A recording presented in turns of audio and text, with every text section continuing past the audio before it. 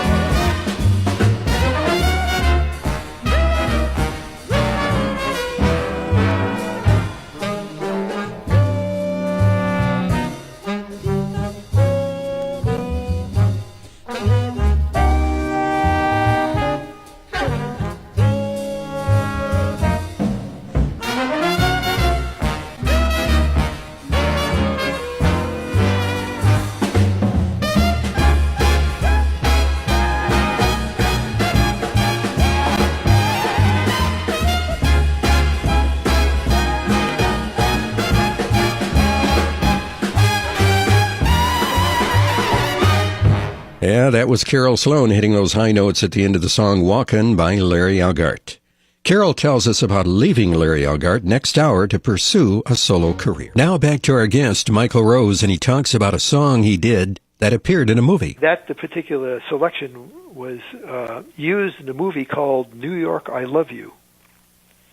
We had a call from the producers of the movie New York, I Love You from California, who said, we heard you recording of the Sinatra's The Way You Look Tonight, and we'd like to use it in our movie. And in fact, they did. It was used in a segment where the two featured male and female actors were coming into Central Park in New York, and from the Central Park Casino, you could hear the music of the Michael Rose Orchestra playing, and they played just a bit of the selection until the actors got into the casino, and then the music stopped, mainly because if they continued it, they would have to show the band, and I guess they didn't want to go through that additional expense.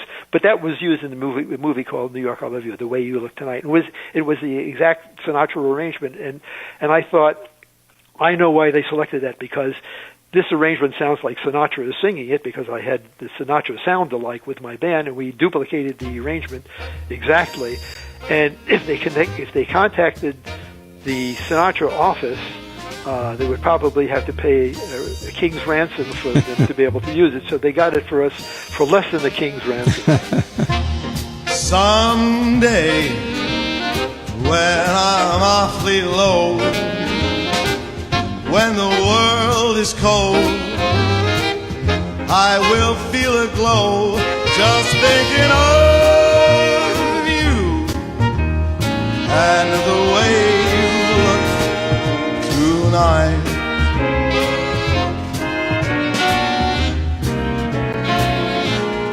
Yes, you're lovely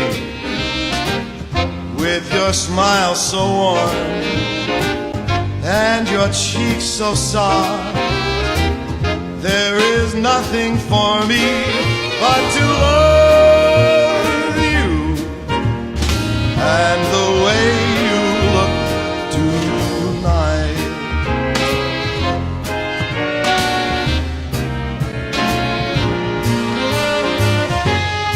With each word, your tenderness grows, tearing my fears apart.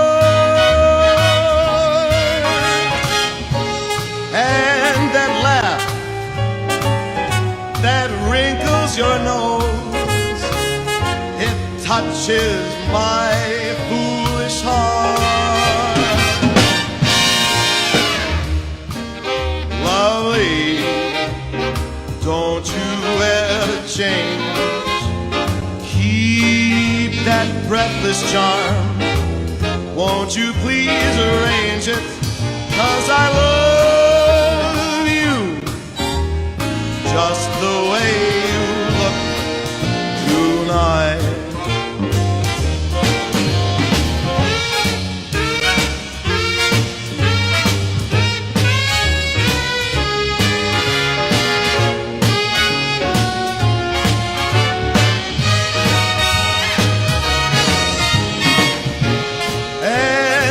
Laugh that wrinkles your nose, it touches my foolish heart. Lovely, don't you ever change. Keep that breathless charm. Won't you please arrange it? 'Cause I love you just the way you look tonight. Ooh, ooh, just the way you look tonight.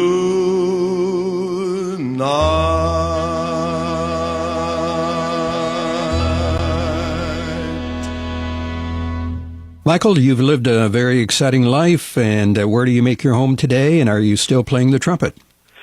Still practicing the trumpet. I make my home in Kansas City. I've been here for, recently moved to Kansas City for about a year, and just thinking about reorganizing my band here for this general population. Michael, I understand you know Ray Anthony. I have a video of Ray playing at his 90th birthday. And as a matter of fact, I had occasion to speak with Ray over the telephone not too long ago. And he called me because he knew I was Donald Trump's band leader. And he wanted to pass some information on to Trump because he was a Trump fan. And he said to me, he said, I know you're Donald Trump's band leader. He said, listen, he said, could you tell him this? This was at the time that he was campaigning for president. He said, he stands next to two ugly guys. He said, do you remember my act, The Bookends? I said, yes, I do, Ray. He said, if he had two good-looking females on each side of him, it would be more attractive. Would you ask him to do that?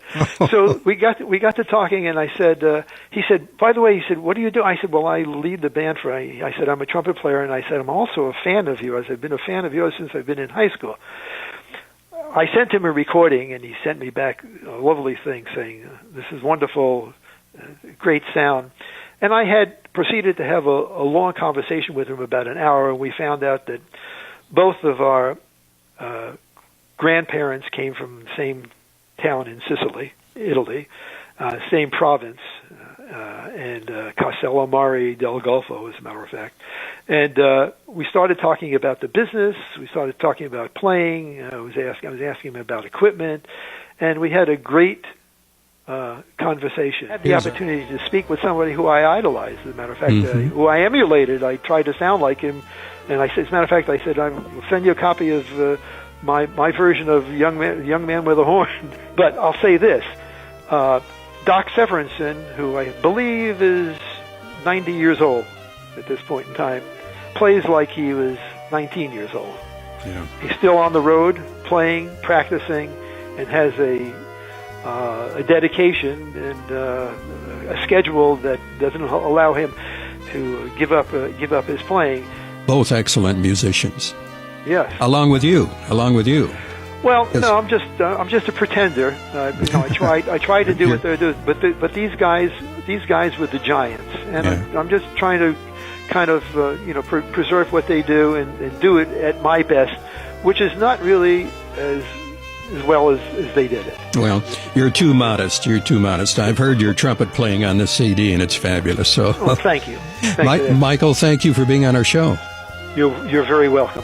Thank you, Jim.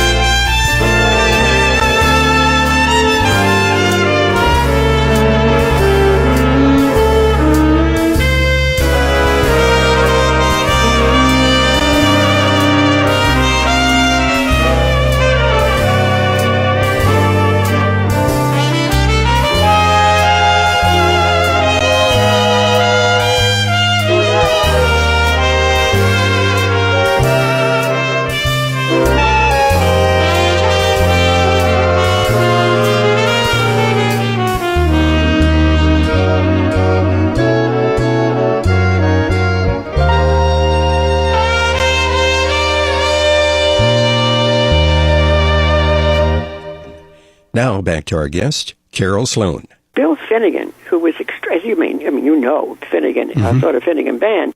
Now we're talking about some other kind of a band that was unbelievable. And guys would line up in New York hoping they would get a call to be recording with that orchestra because Eddie Sauter and Bill Finnegan were considered geniuses, which of course they were. Bill Finnegan had written Little Brown Jug and a few other wonderful things for the Glenn Miller Band. And then he and Eddie got this concept for this band. The Sauter-Finnegan band required glockenspiels and marimbas and tubas and all kinds of odd things. This is a concert band. This was a concert orchestra. Difficult to take on the road. So, of course, they only did a few dates on the road before they realized it was impossible. I mean, difficult instruments just to transport because they were big, cumbersome. But Bill Finnegan and Larry had the same ideals in a way. They believed in Debussy. They admired Debussy. They admired Ravel and people like that. And it came through certainly with the Sauter-Finnegan band. It came through. Larry admired those same composers. I didn't even learn that until much later. But I did realize that there was this communication between Finnegan and Larry, which was very much a connection with classical music, certainly appealed to Eddie Sauter and to Bill Finnegan and to Larry. What happened, Carol, after you left Elgart's band, and why did you leave? Well, it was 2 years of getting dressed in the locker room at the local high school or the wherever it was. Kind of odd places. We were bouncing around, not always staying at the Ritz. We were usually staying in some not always terrible places, but they weren't great. And the road schedule was really difficult at that time. Whoever was booking the band had us doing a series of one-nighters, which meant you got through, packed up the band, got in the cars. We weren't in a bus. We were in separate cars. Jump in the cars, drive 600 miles to the next gig, get to the hotel, change your clothes, take a shower, have something to eat, go to work again, and do the same thing that night, get in the and get on the road again.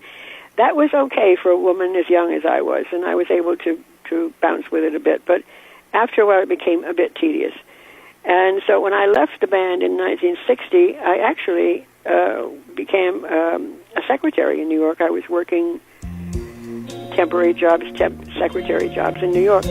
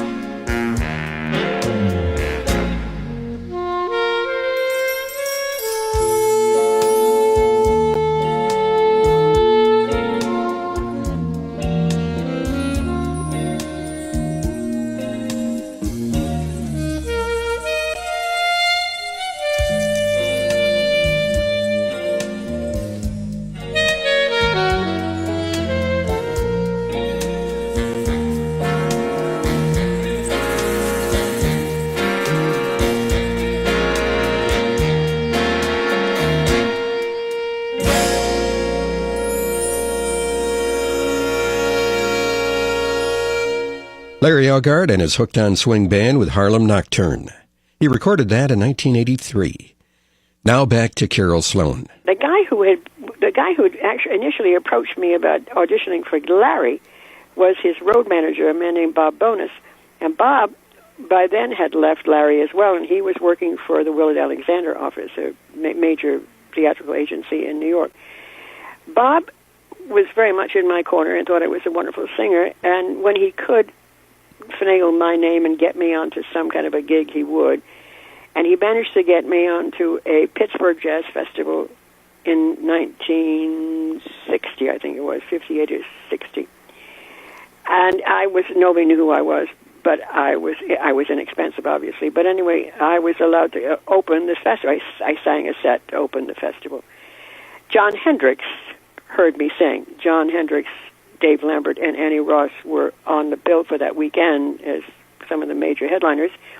And John thought I was wonderful and said, can you maybe sing with us if Annie's not able to do a gig now and again? Can we call you? And I said yes, although I knew I had hell of a road in front of me if I had to learn all that book, which was difficult, obviously.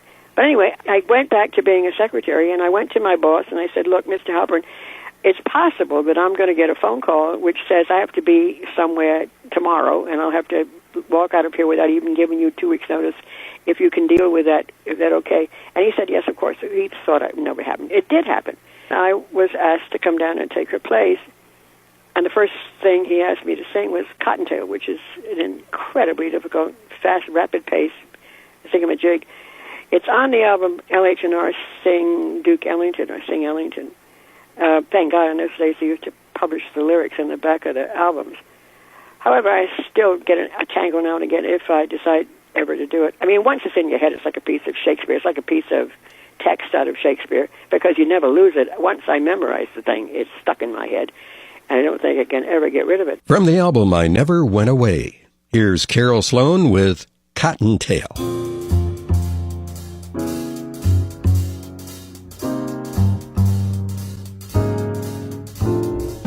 Way back in my childhood, I heard a story so true about a funny bunny stealing some food from a garden he knew. His mama got worried. She told the bunny one day that there was a farmer, heed what I say or he'll blow you away. He knew his mama was right, so why don't he do as she say? Maybe he just don't dig it, part of his habit, 'cause he's a rabbit. Hop to cop, you hop to cop, you hop to cop the crop, okay. Out of the garden where carrots are dense, I found a hole in the fence. Every morning when the things are still, I kinda crawl through the hole and eat my fill. The other rabbits say I'm taking dares, and maybe I am, but who cares? I'm a hootin' rabbit, yeah, I got a carrot habit. Every day I'm trying to avoid it. What'll I do? I know that I've enjoyed it. Really and true, I'm begging mama's pardon. All the time I'm heading for the garden. Wee, yeah, yeah, yeah, everything is free while the farmer's napping. Every little carrot is a stolen delight, and I keep forgetting about the daylight. So one day as I was sneaking a meal, that farmer pulled a real greeting deal. Came out with a big shotgun, and then I ran. Oh, I hustled really swiftly as I could. I slid from there without a second to spare, and I could hear the bullets fly through the air. I could hear the words Mama told me. I could hear the words that Papa told me. I could hear the words that Mama told me. If I got my way, I'd stop me stealing. The farmer, he really had sense. He plugged up the hole in the fence, had me running, bounding around the garden, looking for a hole to crawl in, and a little hole that, hey, hey. You think about what I say, hard-head rabbit, gonna keep your habit. Mama told you when you're out that if you stop to cap the crowd, he gets salty and gone for you because carrots and you make a very good stew. Well, they got you on the run, so you better find a quiet little corner where the farmer never comes. You got plenty of patches, snuggle in between them. Dig what I mean, you cottontail, you gotta keep from being seen. Run, you rabbit, run, well, no, while you're in a panic, you're forgetting the garden gate. All you gotta do is lay around and wait. Right now, the farmer thinks he got you, really is itching to seal your fate. You can beat him by the hole in the fence, you can beat him with some natural sense. Water's over by the fence, about to wait. Now keep on running till you're out of that gate. No, the farmer really scared to death. You never figured he was out gunning. Better pause while for catching your breath. You're gonna need it if you're out running. Maybe now you remember what your ma told you. Now you know the reason that your pa scolded you. So hit the gate and then get ready to wail. And when you do, show the man your tail. Hurry up, better change your plan. Hurry up for the farmer man. Hurry up, oh, head for home now. Got to wail and show him your tail. Now you're going home to Flopsy and Mopsy, your little brothers Bobsy and Mopsy. You're gonna do what Mommy intended. You know your carrot stealing is ended. I heard the old story. One rabbit's foot will bring luck, but they're much more luckier natch if the rabbit's attached. More with Carol Sloan next week as she starts on her journey as a solo performer and records her first album, Out of the Blue.